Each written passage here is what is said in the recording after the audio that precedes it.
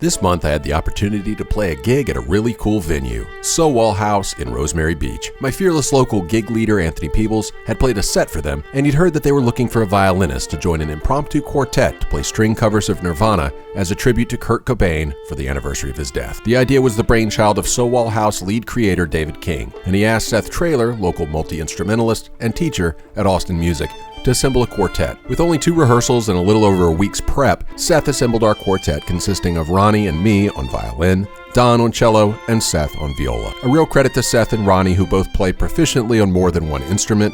Ronnie is a cellist primarily, but here she played violin, and Seth plays French horn, violin, viola, and more. A bit of trivia about Don is that I taught his daughter way back in the day, so it's fun to catch up with him. Don does some pretty cool experiments with bluegrass cello. So the way SOWAL House works is a pretty interesting concept. David King's goal was to create a space for movers and shakers and average Joes to rub elbows while enjoying unique performances and exhibitions. They mean for the space to serve as a creative hub to spark new creative ideas. In our case, it worked. Not only did we have a fun gig, as I'll talk about in a minute, but it got Seth's mind going 1,000 miles an hour on some other quartet ideas we could do, and I'm game for doing another one, maybe even in May. The event also gave me a lot of music to adapt for my other project, the MicroOvertures, so for May you'll be hearing some of these. So David spared no expense in the design of the space. Not only does it look nice, but the audio recording setup is studio quality and the video is top-notch. Blackmagic cameras with fantastic lenses and great lighting, all funneled into a live switcher. David has said I will have access to the video from the camera directed at me when it's finished, so I'll be uploading that and I'll update y'all when they upload the full set. So, the gig.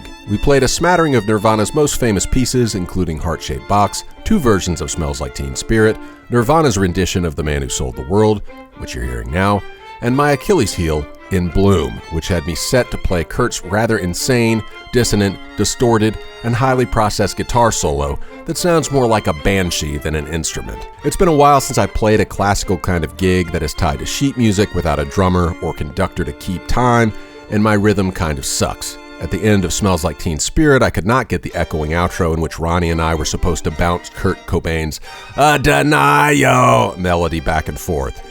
I kept finding myself drifting into sync with Ronnie instead of trading off of her. So I rearranged the parts a few different ways to trick my brain into playing it right, and if I couldn't get it right, I had some fallback plans to kind of cheat and let the audience hear the same kind of thing. As it turned out, I think it went okay, but I'll have to look at the footage to verify. But the real hurdle for me was the guitar solo for In Bloom. The solo had hung over me all day like a gavel waiting to deliver judgment, and so right before we were set to play the song, I just had to alleviate some of the tension by telling the audience my predicament, basically asking for grace and to prepare for the worst. It was a cop-out because I wanted to let everyone know maybe this was going to suck, but the way I phrased it seemed to break the ice, and while I did not play anything close to Kurt Cobain's articulate expression of grunge angst, I did my best version of a blues hammer style take, and I think I kind of got the spirit of the solo, if not the articulation, and the audience was happy. I was happy at the time, but it will be interesting to see if I'm still happy after viewing and listening to the performance, so we'll see. The guitar pick of Damocles Cobain awaits. I'll let you know. In the meantime, I tried a home-recorded version for one of my MicroOvertures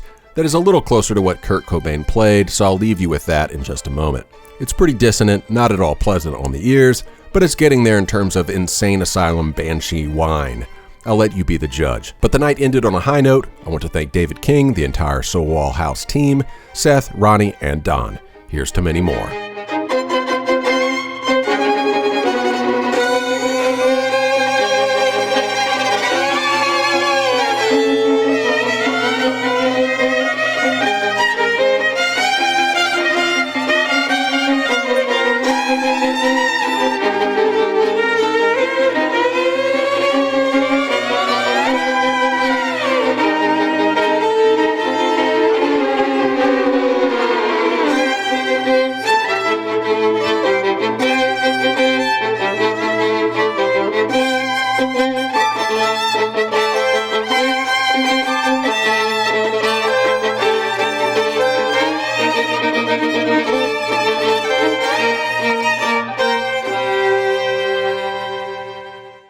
To see these videos early, without ads, join the lineup here on YouTube. You just need a YouTube account, and for $1.99 a month, you click this little join button and sign up to get early and ad-free access to 4 monthly vlogs: the surf vlog, the Masala vlog, the violin vlog, and the family vlog.